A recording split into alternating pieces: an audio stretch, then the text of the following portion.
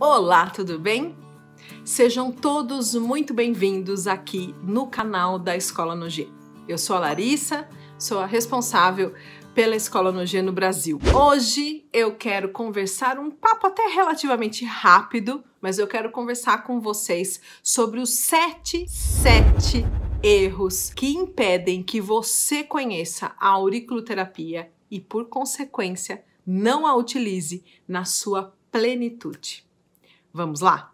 Bom, se esse tipo de assunto te agrada, eu já vou pedir, para você se inscrever aqui no canal, clicar no joinha e também ativar as notificações para que você fique sabendo com antecedência sobre tudo que aparece por aqui, Você vai ser avisado pelo YouTube quando os novos vídeos aparecem e você vai ser um dos primeiros sempre a ver os vídeos novos aqui do canal. Erro número 1. A origem da auriculoterapia. A auriculoterapia nasceu em 1951 nas mãos do Dr. Paul Nogier. Não, ela não é uma técnica milenar. Milenar é a medicina chinesa. Medicina esta que nos anos 50, especificamente no ano 1958, incorporou a descoberta do Dr. Nogier em suas ações. Qual a implicação de você não saber a origem da auriculoterapia? É você não entender a real função da orelha no nosso organismo. A orelha, ela não é fonte energética do nosso corpo, ela não é fonte de base energética. A orelha, gente, é um presente do céu, como diz o próprio Dr. Rafael Nogier. E ela é um presente do céu pela sua inervação diferenciada e a relação íntima que ela tem com o sistema nervoso central. É a partir disso que nasce as bases da auriculoterapia e nela não existe nenhuma relação energética. Isso sedimenta todas as estratégias de avaliação e detecção de pontos na auriculoterapia. Erro número 2. Detecção de pontos. Do meu ponto de vista, esse é o maior erro que você pode cometer. A maior fonte de iatrogenia e, consequentemente, de desrespeito ao corpo do paciente. A orelha funciona como um painel de controle do sistema nervoso central. E muito me admira pessoas que admitem que a orelha é neurofisiológica e usa esse termo de certa forma antiética, não ensinando corretamente algo que é básico na auriculoterapia, a detecção de pontos. Se você não avalia a orelha, como você sabe qual botão do painel de controle que está salientando um problema na máquina?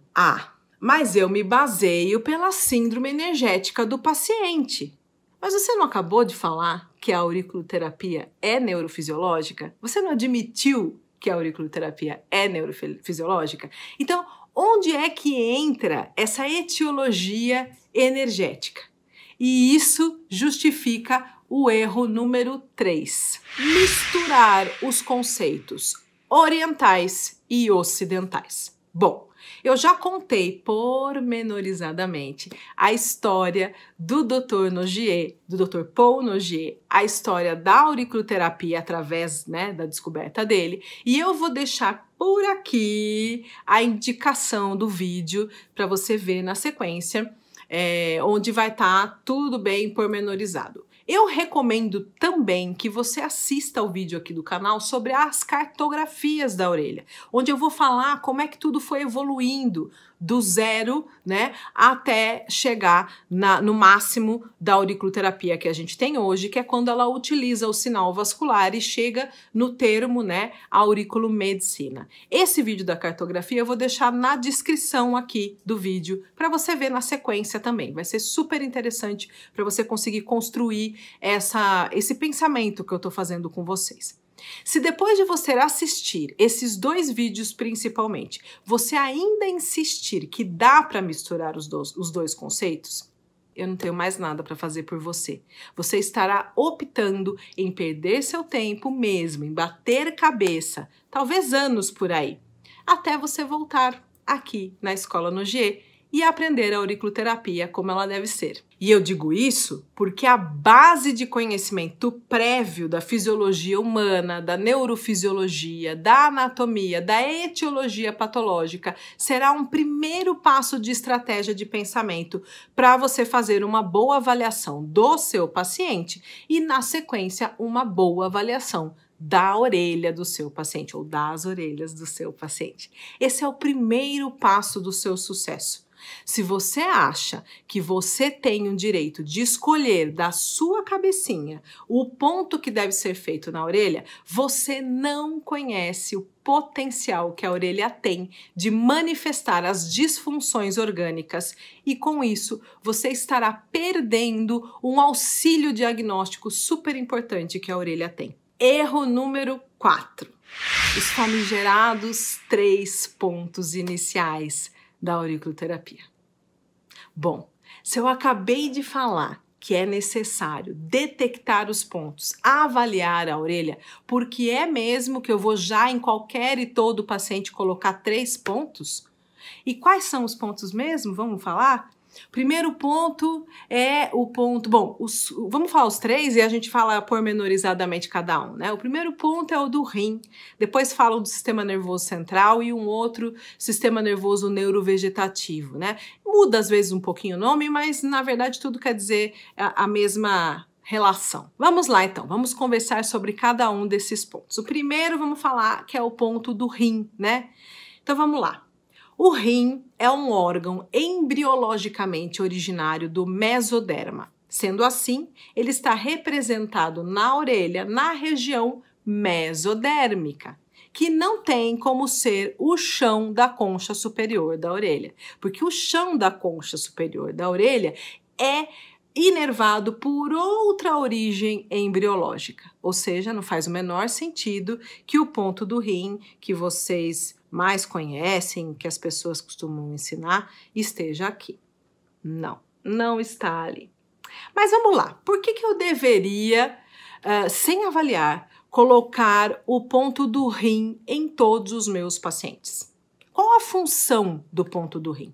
A função do ponto do rim é ativar o metabolismo renal. Dependendo da situação, ativar a mobilização de uréter, uretra, trabalhar com essa parte, né, da filtragem, de tudo que o rim faz.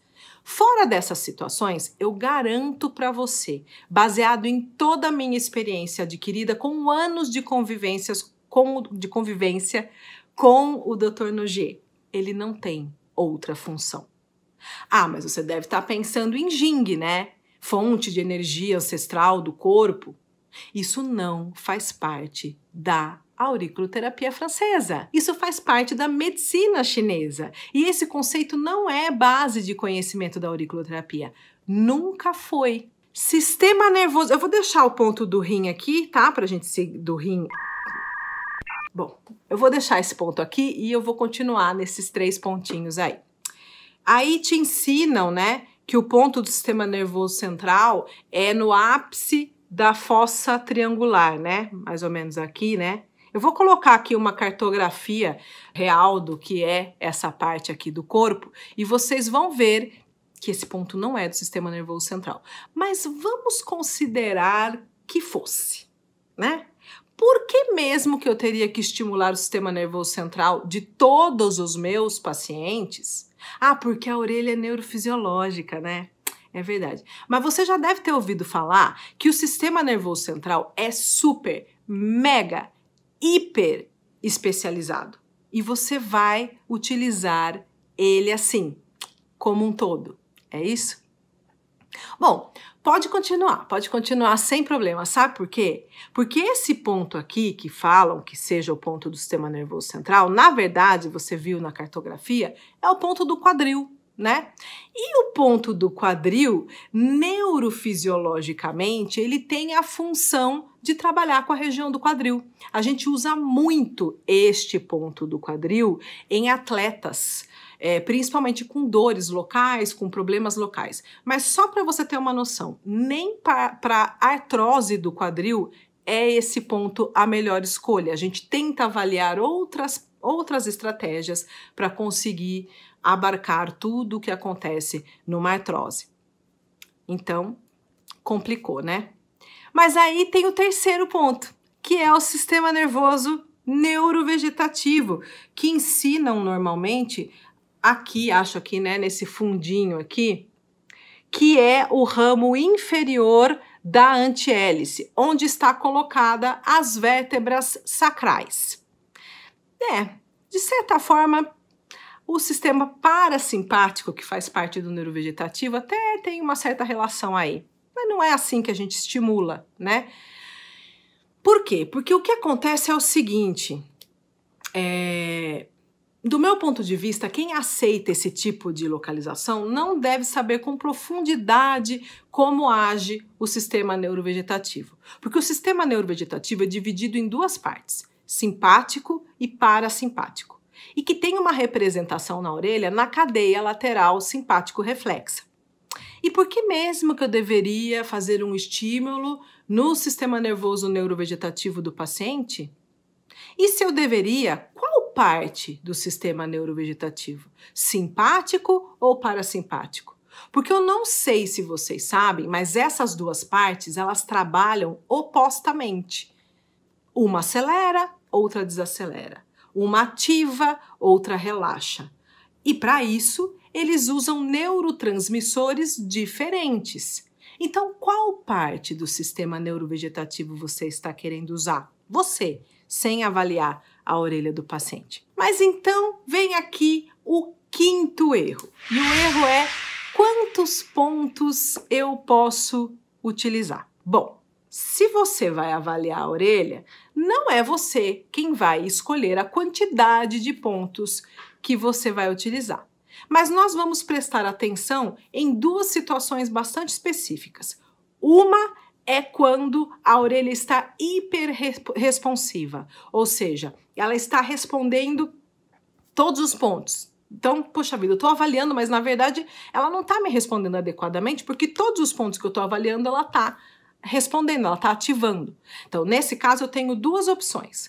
Ou eu diminuo a sensibilidade do aparelho, ou eu vou usar única e exclusivamente o ponto zero na orelha do meu paciente, ou nas orelhas do meu paciente naquele dia.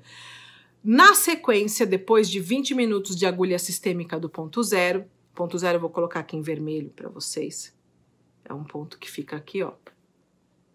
Essa agulha vermelha. Eu posso esperar.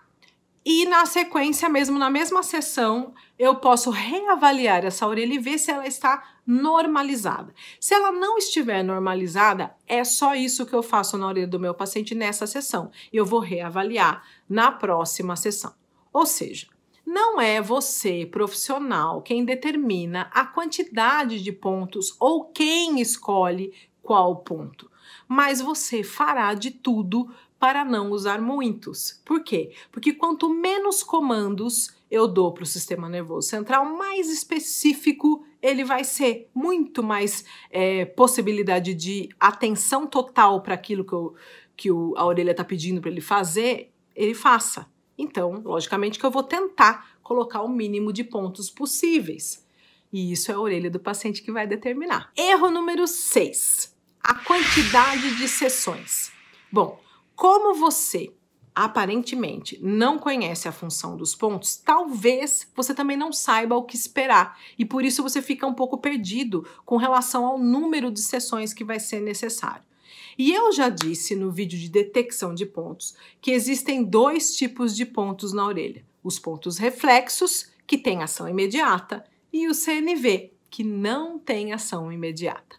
Baseado nisso, você já pode prever a quantidade de sessões, pelo menos a partir da queixa do seu paciente. Porque se o paciente veio te procurar por dor, você tem que ter uma resposta rápida. Senão, talvez a sua avaliação não esteja tão adequada e você não esteja chegando no alvo correto que vai ajudar o seu paciente. E quando o paciente vem por uma questão de disfunções orgânicas, nós não temos como prever. Isso é verdade, mas a gente sabe que pode acontecer algumas sequências de eventos que vai facilitar o meu entendimento e, inclusive, como eu vou lidar com o meu paciente. Precisa ser semanal? Como você tem o suporte da avaliação, o corpo do paciente é quem vai determinar a frequência. Agora saiba, o Dr. Nogier raríssimas vezes trabalha com frequência semanal, salvo em fases agudas de doenças degenerativas e em outros tipos de fases agudas, por exemplo, de dor ou de alguma situação específica, ele pede às vezes para o paciente voltar 2 ou 3 semanas seguidas. Mas na grande maioria das vezes, ele trabalha muito bem o corpo do paciente através da orelha e ele pede para voltar dali 2 meses. Logicamente que eu não estou querendo me comparar e nem comparar ninguém com o Dr. Nogier. Ele tem aproximadamente 40 anos de experiência com a auriculoterapia. Não dá para a gente comparar.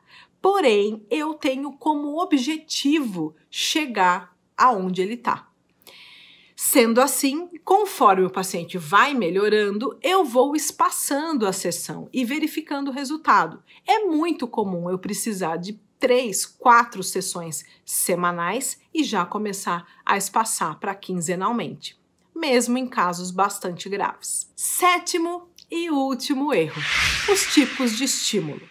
Bom, se você não sabe diferenciar os tipos de pontos, você muito provavelmente não saberá escolher os tipos de estímulo e quais são inúteis para um determinado tipo de ponto. E não é tão difícil, se você considerar a função neurofisiológica dos pontos. Um ponto reflexo, ele tem uma ação reflexa, ou seja, rápida, imediata, eficiente. E para isso, ele precisa de um estímulo forte, ou seja, a agulha.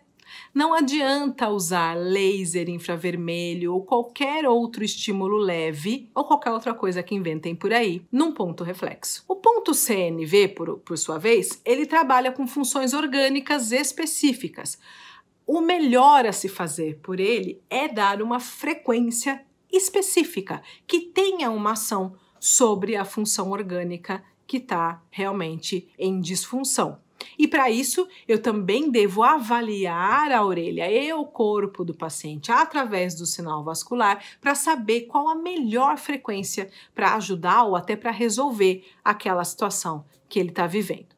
Nos CNVs, eu posso usar agulha como segunda opção, mas o contrário não é verdadeiro para os pontos reflexos. E isso talvez esteja te impedindo de usar a auriculoterapia na sua plenitude. Pessoal, quando eu defendo a verdadeira auriculoterapia, eu não estou fazendo isso retoricamente. Eu não estou falando retoricamente. Eu estou salientando um problema real que é necessário resolver. E a gente resolve trazendo o melhor da auriculoterapia internacional. Eu estou fazendo isso através da linha do pensamento do maior pensador ainda vivo da auriculoterapia no mundo, que é o Dr. Rafael Nogier, com quem eu aprendi integralmente e fui muito bem treinada para ensinar e oferecer a todos os profissionais brasileiros o que a gente merece na auriculoterapia. A auriculoterapia verdadeira, como ela deve ser. Espero que vocês tenham gostado desse vídeo. Até um próximo vídeo.